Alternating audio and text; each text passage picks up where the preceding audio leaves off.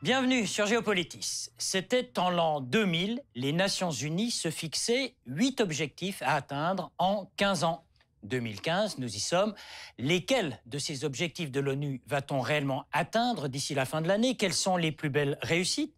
Quels sont aussi les échecs prévisibles? En somme, est-ce que grâce à ces fixations d'objectifs, le monde est dans un meilleur état? À cette question, résolument, on peut répondre par un oui partiel. On va prendre 2 exemples et un contre-exemple, les plus simples et les plus parlants.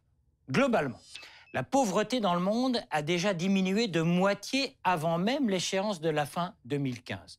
Second exemple, oui, sur notre planète, les enfants en âge scolaire n'ont jamais été aussi nombreux dans les écoles primaires. Maintenant, un contre-exemple qui montre la complexité de ces objectifs dits du millénaire. Si mondialement la pauvreté recule, il se trouve que sur notre planète, 2 terriens sur 5 n'ont toujours pas accès à des toilettes ou à des sanitaires propres dignes de ce nom. Comment poursuivre ces objectifs onusiens au-delà de 2015? C'est aussi le thème de cette édition de Géopolitis.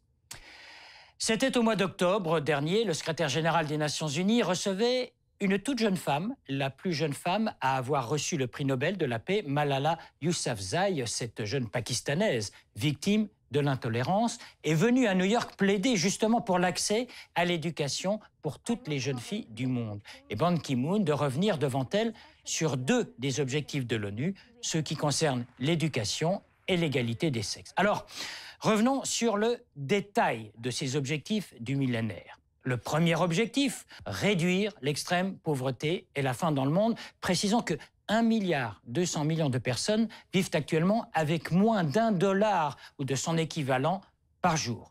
Et 850 millions de terriens souffrent de la faim. Deuxième objectif, assurer l'éducation primaire pour tous les enfants. 115 millions d'enfants n'y ont toujours pas accès. C'est un objectif que l'on peut atteindre. Troisième objectif, promouvoir l'égalité des sexes et l'autonomisation des femmes, car il faut le rappeler, 7 personnes analphabètes sur 10 sont des femmes.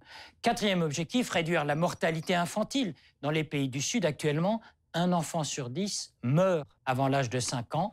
Cinquième objectif, améliorer la santé maternelle. 500 000 femmes meurent chaque année en couche ou lors de leur grossesse, 50 fois plus au sud qu'au nord. Alors pour le reste des objectifs, eh bien, il s'agit de combattre le sida et le paludisme. Près de 9 malades sur 10 sont au sud et le paludisme demeure la maladie qui tue le plus d'enfants dans le monde. Il faut ensuite assurer un environnement durable. Plus de 1 milliard d'êtres humains n'ont toujours pas accès à l'eau potable. Et enfin, dernier objectif, mettre en place un partenariat mondial pour le développement. En somme, il s'agit d'augmenter l'aide publique des pays riches vers les moins favorisés. Voilà pour tout ce programme. Lorsque tout cela a été décidé en l'an 2000, de nombreuses voix sceptiques ou cyniques se sont élevées en prédisant un échec global. En tout état de cause, dans l'histoire de l'humanité, c'était bien la première fois que la communauté internationale se fixait ainsi des buts clairs, précis et mesurables.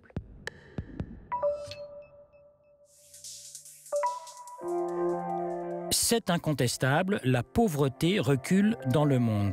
Si l'on prend comme base de calcul le seuil de pauvreté à un niveau de $1,25 ou son équivalent, le nombre de terriens vivant avec moins de ce $1,25 a diminué de moitié depuis 1990.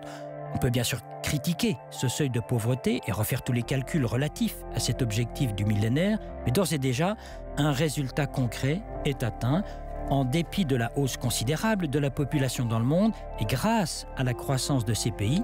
En 30 ans, ce sont un peu plus de 700 millions de personnes qui sont sorties de l'extrême pauvreté. Si l'on prend l'exemple de la Chine et de l'Inde, ce sont 232 millions d'hommes, de femmes et d'enfants qui sont eux aussi sortis de la pauvreté extrême.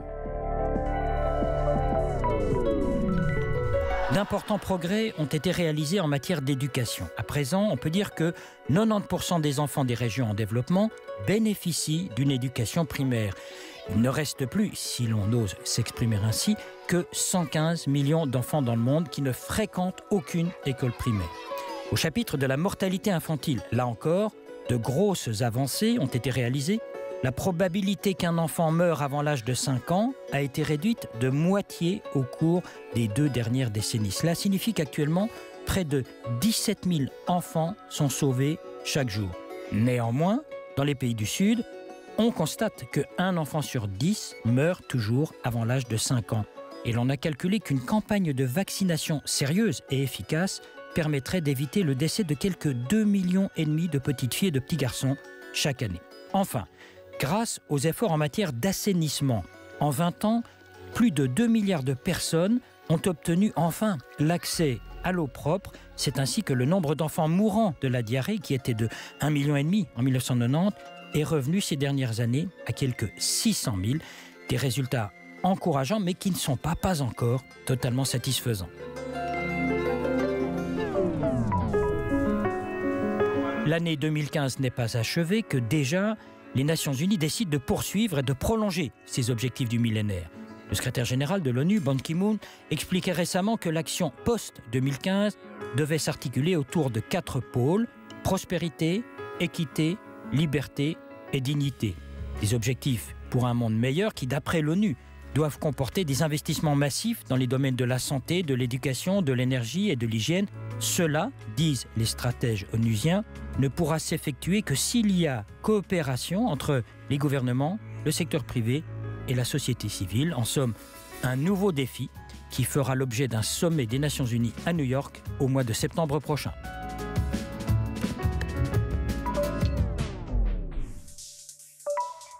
L'invitée de Géopolitis, Cécile Molinier, ancienne directrice du bureau de Genève du Programme des Nations Unies pour le développement, le PNUD.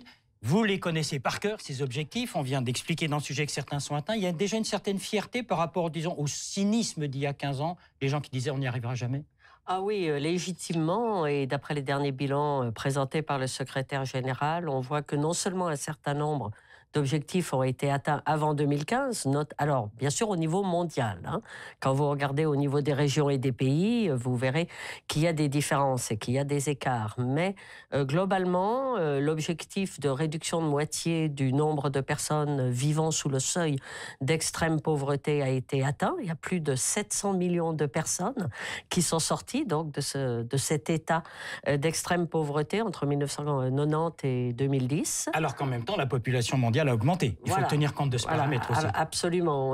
Au niveau de l'éducation, alors on parle essentiellement de l'éducation primaire.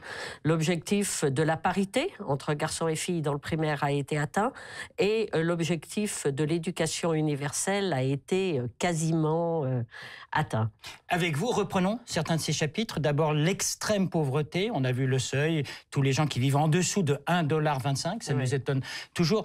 Globalement, oui, mais grâce à qui? Et puis, quels sont ceux qui sont toujours laissés pour compte? Alors bien sûr, grâce à la Chine, qui a sorti, la quantité de gens en Chine et en Inde. Plusieurs centaines de millions de personnes de la pauvreté. Grâce à l'Inde, grâce à d'autres grands pays émergents, le Brésil aussi, qui a fait des progrès remarquables, le Mexique, la Malaisie, l'Indonésie, la Thaïlande, des pays comme cela. Le Maroc aussi, qui a fait beaucoup de progrès.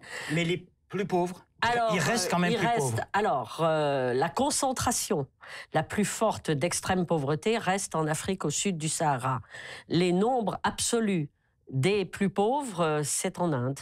Paradoxalement, pays qui a fait d'énormes progrès, mais où vous trouvez encore des centaines de millions de personnes vivant dans l'extrême pauvreté. Est-ce que ces pays qui ont fait des progrès l'ont fait parce qu'on avait fixé les objectifs ou c'est indépendant quelque part? Disons, les objectifs ont permis de canaliser les efforts et les ressources et aussi, je pense, c'est très important, de montrer qu'il y a un lien intrinsèque, si vous voulez, une interdépendance considérable entre l'objectif de réduction de la pauvreté, l'objectif de scolarisation, l'objectif d'amélioration de l'accès à des services de santé de qualité, l'objectif de l'eau potable et de l'assainissement, l'objectif aussi d'égalité de genre, de recul des grandes pandémies. Tout cela a eu un impact sur la pauvreté et réciproquement. Comment ça s'est passé? Parce qu'en gros, si j'ose dire, les objectifs venaient d'en haut, des Nations Unies, puis on disait au pays, débrouillez-vous. Ça n'a pas dû être très facile quand même. Oui, alors en fait, ça a été le problème. Mais pour tout vous dire, on l'a vécu. Moi-même, j'étais sur le terrain en 2000. En 2000, il y a eu la déclaration du millénaire qui a été adoptée par l'Assemblée générale. On s'est dit, c'est un truc des Nations Unies qui nous a imposé, quoi. En fait, les objectifs ont été développés par un petit groupe d'experts des Nations Unies à New York. La déclaration a été adoptée par l'ensemble des États membres, mais les objectifs ont été développés par un groupe d'experts avec leurs cibles et leurs indicateurs et ensuite communiqués aux États membres par le secrétaire général comme en quelque sorte le cadre opérationnel pour la concrétisation Donc, des objectifs du millénaire. Une aide, mais ils ont peut-être vu que c'était des instructions. Voilà, il y avait quand même un manque d'appropriation nationale assez fort, parce que les cibles et les indicateurs n'avaient pas été définis par les pays, ils avaient été définis par des experts. Au niveau même des Nations Unies, ça n'était pas évident au départ quel était notre rôle pour appuyer les pays, notamment les pays en développement, les pays les moins avancés, dans cette direction. Et la preuve que ça a été difficile au début, c'est qu'au premier grand sommet d'examen de la réalisation des objectifs en 2005, on a vu qu'il y avait un nombre considérable de pays qui ne décollaient pas. Je voudrais qu'on revienne sur les problèmes de l'éducation, parce que c'est évidemment très, très important. On a quand même maintenant quelque chose comme 90% des enfants en âge d'aller à l'école primaire qui y vont. Absolument. Ça, c'est quand même formidable. C'est absolument extraordinaire, surtout quand on voit d'où on partait en 1990. Les progrès ont été absolument énormes. Ce qui est aussi extraordinaire, c'est que dans tous les pays, y compris les pays où on peut dire culturellement les filles sont, du point de vue social, dans une position très inférieure aux garçons, la problématique de l'écart de scolarisation entre les petites filles et les petits garçons a été atteint. Donc il y a maintenant parité. Globalement, encore une fois. Globalement, encore une fois, et même globalement, il y a encore 56 millions d'enfants qui ne vont pas à l'école, qui ne sont pas scolarisés. Est-ce qu'on va arriver à atteindre ce qui sera peut-être un deuxième objectif dans le temps, c'est-à-dire non pas de limiter, mais d'éradiquer ces injustices flagrantes? Alors, ce que je voulais dire, justement, et c'est lié à votre question, c'est que la moitié de ces enfants qui ne vont pas à l'école vivent dans des zones de conflit. Et que là où il y a eu les plus gros reculs en matière de scolarisation, c'est dans les zones de conflit. Alors oui, on va y arriver en tirant des leçons. En tirant les leçons à la fois des réussites et des insuffisances, des retards dans la réalisation des OMD. Et la première leçon qu'on a tirée, c'est que l'inégalité représente le principal obstacle à la réalisation des OMD. Alors, le problème, c'est OMD, un rappel, objectif du millénaire pour le développement. Alors, le problème, c'est que ces OMD sont des moyennes. Et donc, les moyennes, par définition, ne font pas ressortir les inégalités. Donc, il est extrêmement important de disposer de données qui soient beaucoup plus fines, qui soient désagrégées, si j'ose dire, par sexe, par quintile ou décile de revenus, par zone géographique, par appartenance ethnique ou religieuse, pour beaucoup mieux cibler les inégalités et atteindre, comme le dit le secrétaire général, ceux qui ont été laissés à la traîne. En un mot, qu'est-ce qu'on fait maintenant, 2015? On se refixe des objectifs pour, 2030? Alors déjà... Est-ce qu'au moins c'est une incitation à aller encore un peu plus loin? Absolument. Et le premier constat qui a été fait par les États membres et par les experts qui travaillent depuis plusieurs années sur le cadre de développement post-2015 et les objectifs de développement durable, c'est qu'il faut d'abord s'appuyer sur les objectifs du millénaire pour le développement, terminer le travail qui n'a pas été terminé, notamment en matière de lutte contre la faim et de sécurité alimentaire, mortalité maternelle, également la problématique de l'égalité de genre, où il y a encore beaucoup à faire, les problématiques environnementales. Donc, mettre le paquet, si j'ose dire, là où ça n'a pas suffisamment marché, et introduire de nouvelles dimensions, et surtout accorder la priorité à la lutte contre les inégalités et l'exclusion. On vous a compris. Merci, Cécile Molinier. Je rappelle que vous étiez la directrice du bureau de Genève du Programme des Nations Unies pour le développement. Merci à vous. Et merci à vous de m'avoir donné l'opportunité de parler d'un sujet passionnant. Merci. Pour une fois, on n'évoque ni une légendaire lenteur des Nations Unies, ni un blocage institutionnel du Conseil de sécurité. Ces objectifs onusiens ont été définis, non sans mal et sans grincement de dents, par des entités des Nations Unies, puis suivis au cours d'une décennie de travail par ces experts de l'ONU. Si une bonne partie de ces objectifs est aujourd'hui atteinte, c'est aussi grâce à l'opiniâtreté de ces milliers de fonctionnaires anonymes qui, eux, font bouger les choses. Il est du reste à remarquer que si certains objectifs ne sont pas ou pas encore à portée de main, c'est en raison des guerres, conflits ou actions armées que précisément au plus haut niveau des Nations Unies, on n'a pas pu empêcher ou enrayer. On peut bien fixer donc tous les objectifs que l'on veut, en Syrie, au Sud-Soudan ou en Darfour. Rien ne s'accomplira si les nations dites unies, c'est-à-dire nos pays, sont incapables d'avoir pour priorité absolue de sauvegarder la vie humaine. Cela reste l'objectif fondamental, quel que soit le millénaire.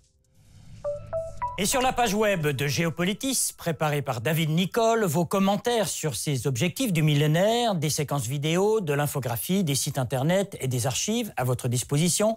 La possibilité, bien sûr, de podcaster cette émission de la RTS. Et vous êtes toujours les bienvenus sur Géopolitis.